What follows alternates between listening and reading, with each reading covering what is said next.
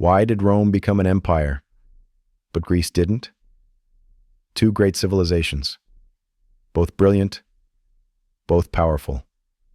But one ruled the world, and the other stayed fragmented. So why did Rome become an empire, and Greece did not? Let's go back in time and find out. The story begins in two different places. Greece, a land of mountains and islands, was home to dozens of city-states: Athens, Sparta, Thebes, Corinth. Each one had its own laws, armies, and ambitions. They called themselves Greeks, but they weren't united. They were rivals, sometimes allies, often enemies. Rome, meanwhile, was just a small city in central Italy. But unlike the Greeks, the Romans had one huge advantage: unity. They built alliances, shared citizenship, and slowly absorbed their neighbors. This ability to bring people into Rome, not just conquer them, was a game changer. So what held Greece back? Let's start with politics. Greek democracy, especially in Athens, was revolutionary. Citizens debated laws, voted on decisions, and even chose generals, but it only worked in small local settings. When city-states tried to work together, it usually fell apart. The Delian League, led by Athens, turned into an empire in disguise. Other cities revolted. Sparta, Athens' great rival, had its own system, a military oligarchy that rejected democracy. This competition led to the Peloponnesian War, decades of brutal conflict that weakened all of Greece. While the Greeks were fighting each other, Rome was getting stronger.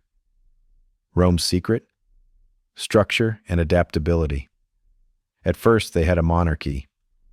Then, they created a republic, with senators, consuls, and laws. It wasn't perfect, but it gave them a system to grow with. And when that system failed, they changed it. The Roman army, too, was more flexible than the Greek phalanx. Greek hoplites fought in tight formations with long spears. It worked well, but only on open terrain. The Roman legion, in contrast, could fight on hills, in forests, and in cities. They trained constantly, and their discipline was unmatched. But most of all, Romans weren't afraid to copy good ideas. They borrowed gods, art, philosophy, even military techniques from other cultures.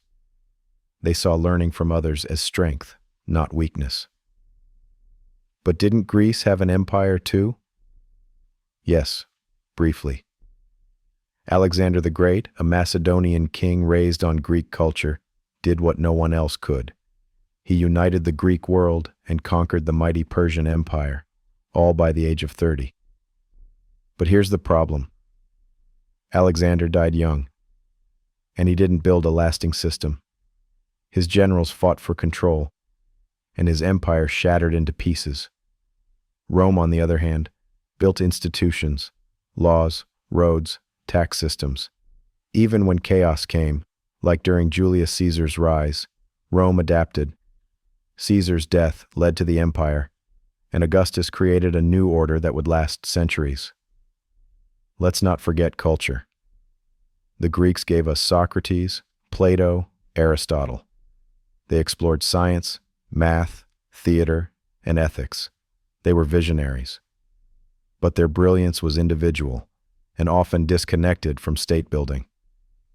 Romans valued order, loyalty, and duty to the state. They built aqueducts, highways, cities, and connected them all under one empire. So while Greece conquered the mind, Rome conquered the map. But here's the twist. Even as Rome ruled the world, Greece shaped its soul. Roman gods? Mostly Greek. Roman education, Greek tutors and Greek texts. Roman architecture, heavily inspired by Greek styles.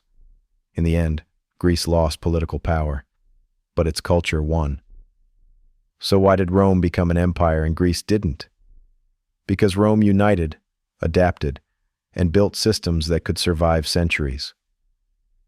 Greece stayed brilliant, but divided. Its cities shined like stars, but never became a single sun. Now here's the question for you. What if the Greeks had united earlier? Would the world have been ruled by Athens instead of Rome? Tell me in the comments. And don't forget to subscribe for more stories that reveal the truth behind the legends. Because history isn't just about what happened, it's about why it happened.